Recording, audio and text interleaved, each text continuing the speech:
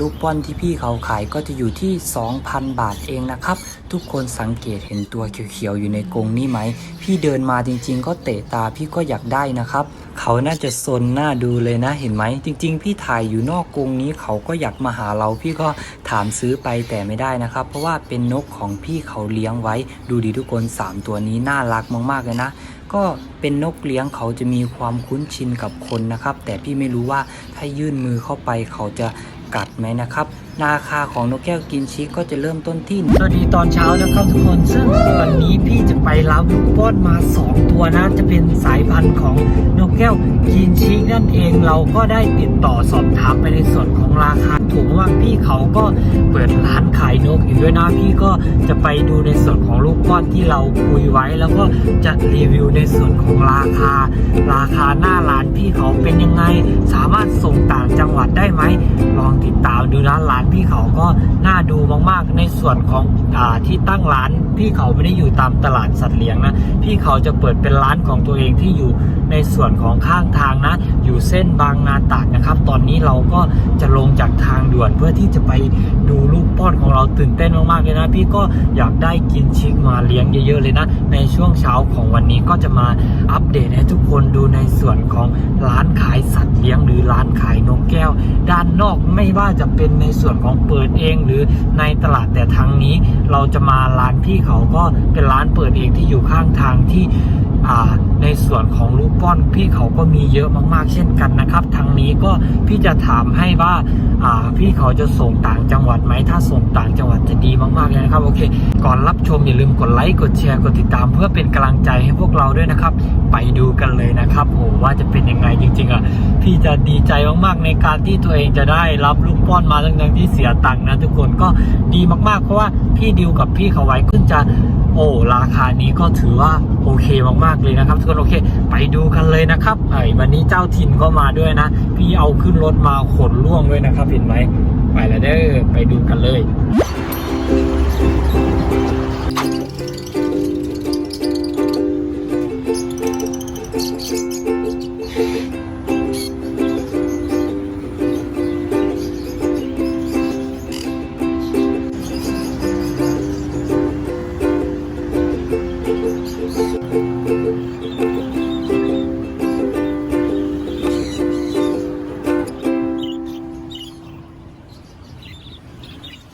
ทุกคนครับตอนนี้เราก็มาถึงหน้าร้านของพี่เขาเลยนะจากที่ทุกคนเห็นไหม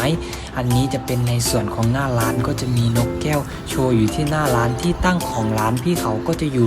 ข้างทางของถนนใหญ่เลยนะเห็นไหมก็จะมีหลากหลายสายพันธุ์นะซึ่งที่ทุกคนเห็นอยู่นี้เป็นในส่วนของกระจอกชวานั่นเองซึ่งกระจอกชวาที่ทุกคนเห็นอยู่นี้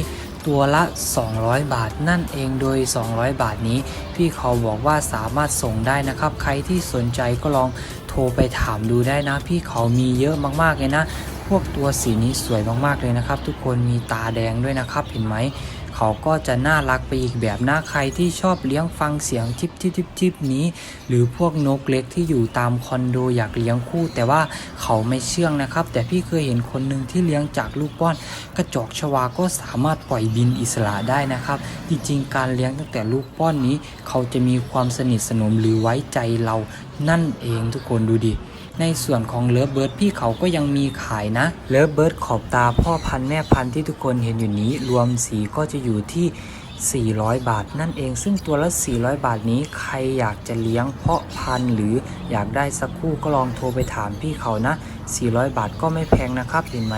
จะมีสีขาวเขียวแล้วก็สีม่วงอีกด้วยนะซึ่งแต่ละสีนี้จะแตกต่างกันอย่างเห็นได้ชัดนะครับก็มีเยอะแยะมากมายหลากหลายเลยนะครับใครที่สนใจหรืออยากจะได้สักคู่นี้ก็ลองสอบถามดูนะครับในสายของสีเหลืองสายสีเหลืองที่ทุกคนเห็นอยู่นี้ตัวละ600 บาทเองนะทุกคนซึ่ง600 บาทนี้ถ้าเราซื้อ2ตัวผู้เมียไป1คู่ก็จะเป็น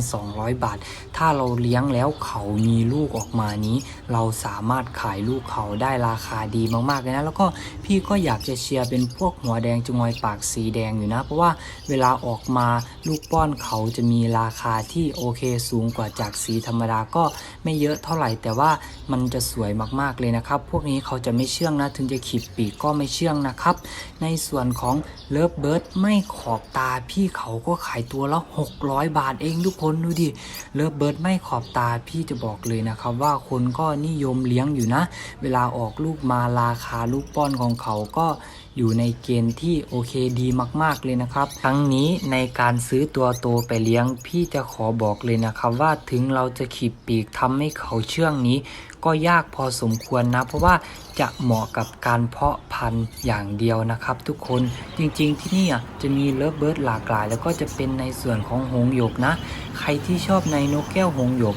ทุกคนก็น่าจะรู้ราคากันดีนะครับเริ่มต้นที่100 บาทเลยนะจริงๆการเลี้ยงหงส์หยกพี่อยากให้ซื้อประมาณสัก6 ถึง 7 8 ตัวเลยนะเพราะว่าจะได้หลายๆคู่เวลาออกลูกมาจะได้หลายๆสีแล้วก็จะมีมากมายหลากหลายสีในตัวเดียวนั่นเองทุกคนเห็นไหมจะมีแต่สีสวยๆเลยนะราคา100 บาทนี้ถือว่าถูกนะครับก็อย่างที่พี่บอกไปว่าพวกนี้เหมาะกับเป็นพ่อพันธุ์แม่พันธุ์นะก่อนซื้อก็ลองถามพี่เขาดูว่านกอายุเท่าไหร่เคยไข่ยังหรือเคยเข้าคู่ยังทั้งนี้ในการดูนกแก้วหงส์หยกเราจะดูที่ขาที่ดวงตาหรือที่หัวถ้าที่หัวเขาจะไม่มีขีดแสดงว่าตัวโตแล้วนะครับสายพันธุ์ต่อมาจะเป็นนกแก้วขนาดกลางซึ่งหลายๆคนน่าจะรู้จักกันดีนะว่าเขาเป็นสายพันธุ์อะไรชื่อว่าอะไรเขาจะเป็นนกแก้วซันคอนัวนะครับซึ่งนกแก้วซันคอนัวที่ทุกคนเห็นอยู่นี้จะเป็นในส่วนของตัวโตหรือตัวเข้าคู่แล้วจริงๆ3ตัวนี้น่ารักมากๆเลยนะเป็นนกของพี่เขานั่นเองทุกคนเห็นไหม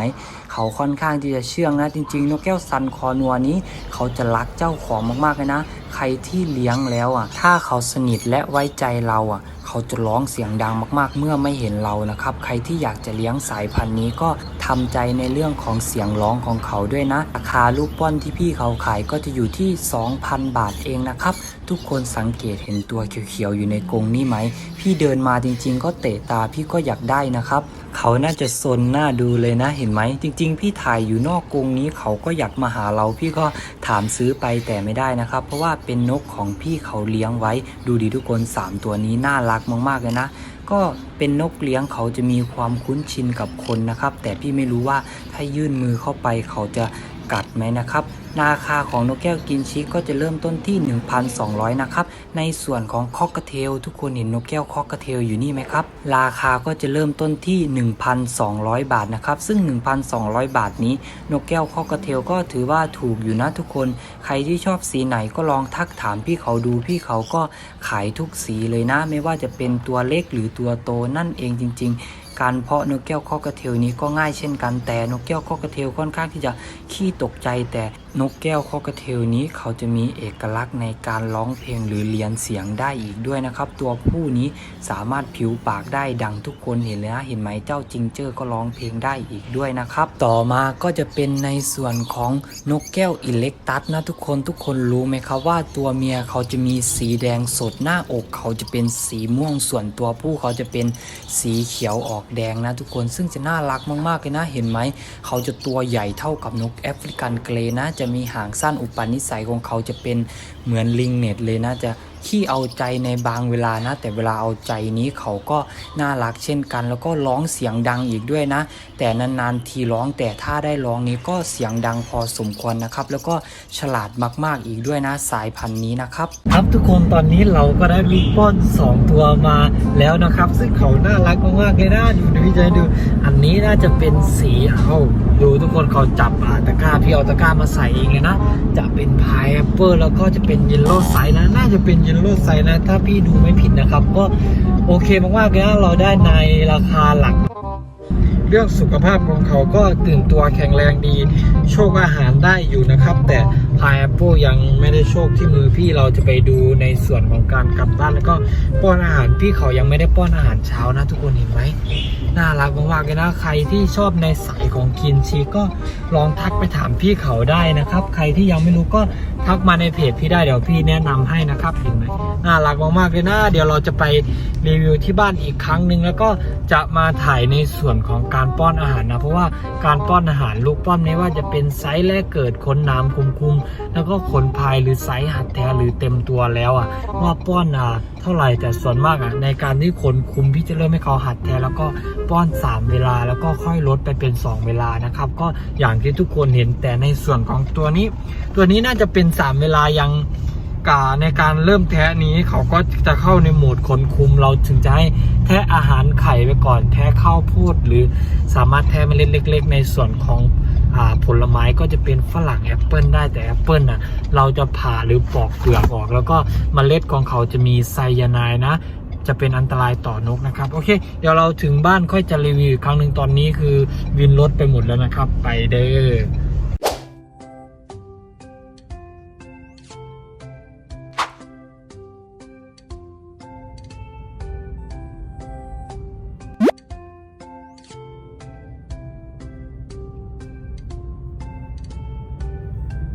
A few moments later. นะครับทุกคนอันนี้ก็จะเป็นใน2ตัวที่เราเพิ่งไปรับมานะอันนี้จะเป็นสีพายแอปเปิลโอทุกคนพี่ก็ได้อาบน้ำให้เขาแล้วก็ป้อนอาหารไม่เยอะนะ5 ml นะครับซึ่ง5 ml จะน้อยมากๆเพราะว่าเราจะดูการย่อยอาหารของเขานะที่เห็นตัวเปียกอยู่นี้พี่เอาสเปรย์ฆ่าไรหรือฆ่าเชื้อของนกมาฉีดให้เขานะครับเห็นไหมก็เดี๋ยวเขาก็ตัวแห้งนะน่าจะไม่ถึงประมาณ10นาทีเขาก็ตัวแห้งแล้วนะครับอันนี้จะเป็นสีพายแอปเปิลซึ่งน่ารักมากๆเลยทุกคนเห็นไหมท้องเขาจะเหลืองมากๆเลยนะครับแล้วก็ตรงอกเขาจะแดงเห็นไหมอันนี้คือการทำความสะอาดก่อนเข้าบ้านนะก็น่ารักมากๆนะสำหรับตัวนี้ตัวเล็กนิดเดียวเองตัวนี้ก็จะเป็นในส่วนของสี normal ธรรมดานะก็ถือว่าตัวโตค่อนข้างที่จะน่าจะแทะอาหารได้แล้วน่าจะไม่ถึงประมาณ 4-5 วันก็น่าจะแทะเองกินได้แล้วนะครับก็จะอาบน้ำให้เขาเช่นกันโอ้ทุกคนดูเห็นไหมโอ้พี่จับไม่ดีนะครับเนี่ยเห็นไหมก็น่ารักเช่นกันเวลาอาบน้ำตัวดำแล้วก็จะเป็นในส่วนของใต้ปีกนะที่เราจะฉีดพวกที่แบบฆ่าไรอะไรลงไปเยอะมากๆนะในเรื่องของสเปรย์พี่ก็ยังไม่ได้รีวิวนะครับเพราะว่าก็สเปรย์ยี่ห้อนี้ก็ใช้ดีมากๆเช่นกันนะครับก็จะเป็นประมาณนี้2ตัวนี้ก็จะอยู่ในวัยที่ขนคุมแล้วก็จะเริ่มหัดแท้แล้วก็พี่ก็จะเริ่มฝึกเขาเลยนะครับเดี๋ยวในการฝึกเราจะมาอัดอีกทีซึ่งวันนี้เขาน่าจะเหนื่อยในการที่เราเอาเขาขึ้นรถมาทุกคนดูเห็นไหมน่าจะดื้อมากเลยนะเนี่ยก็อยู่คนละมุมที่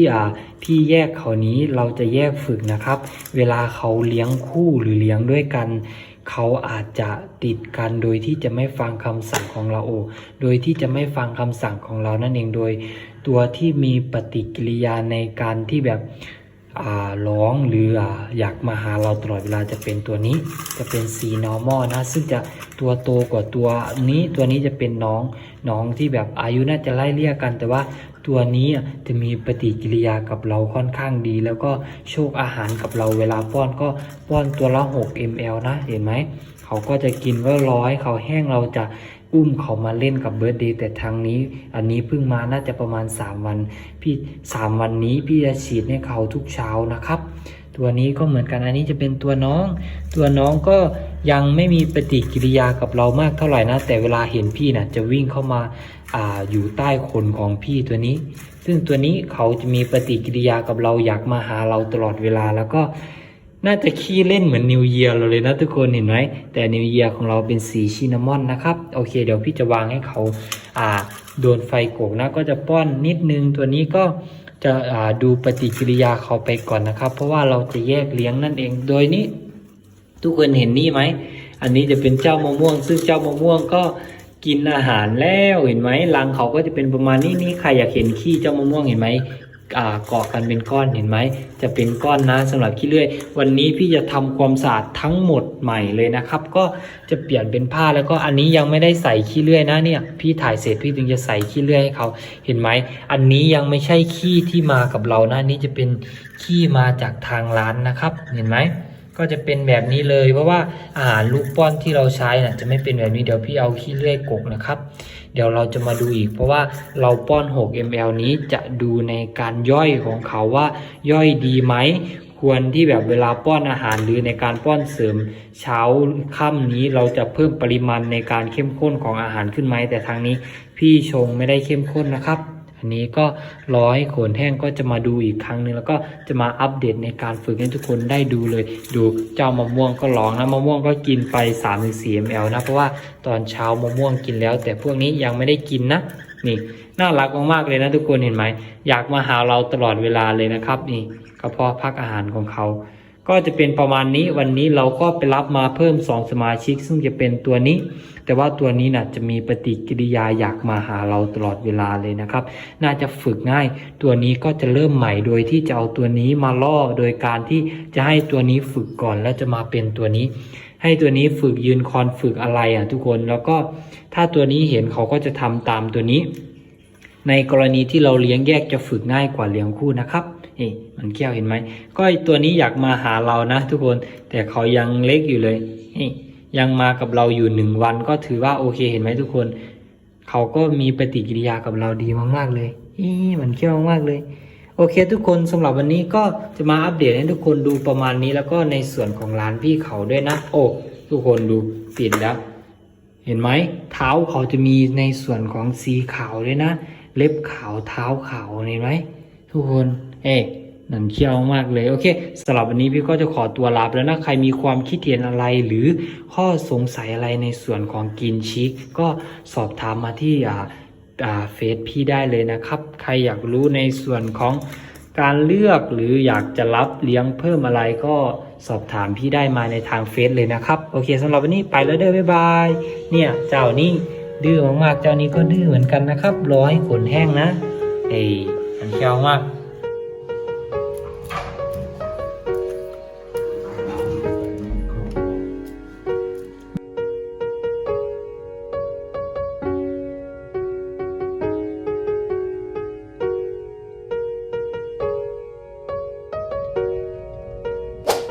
กินเที่ยวเลี้ยวทุกที่